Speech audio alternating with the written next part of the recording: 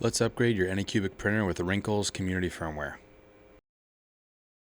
Until Anycubic actually does the work to support the Polar Cloud straight from the factory, you'll need to rely on third-party community firmware.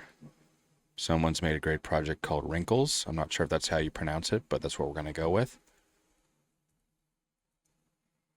Nope, not that one. There you go. So find this on GitHub. And then we just need to go to releases. This latest release will come down. These are the printers that are supported. I have a Kobra S1. I actually just updated the firmware and it removed Rinkhals, so we're installing it again anyway. So you scroll down and find your model number. I'm going to use the update for the KS1.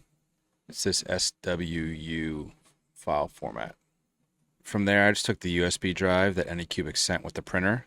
And you have to create this folder, AGVSCF9ZB3NF with those capitals.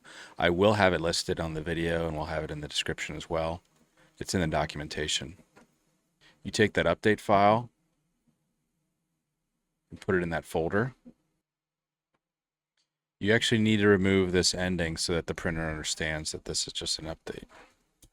Okay? So as long as you have that file in this folder, it should be good. So time to eject it and take it to the printer. Just plug it into the side.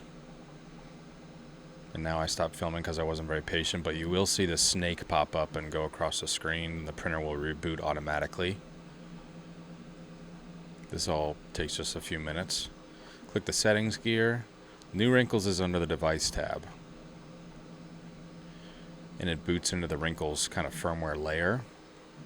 Now this comes pre-installed with the apps we need. That's what I was checking out here. You got Mainsail, you got MJPEG Streamer, and you got Moonraker. That's really all you need to run Polar Cloud. But you can play around with Mainsail and Fluid, see which one you like. Now on this page, this is where you manage the actual Rinkhals and Anycubic versions. What I did last time was update Anycubic from the Anycubic firmware. That was wrong.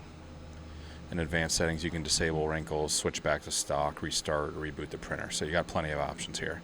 But you don't really need to do anything once you've installed Rinkhals. So we'll head back and we'll go to the cloud.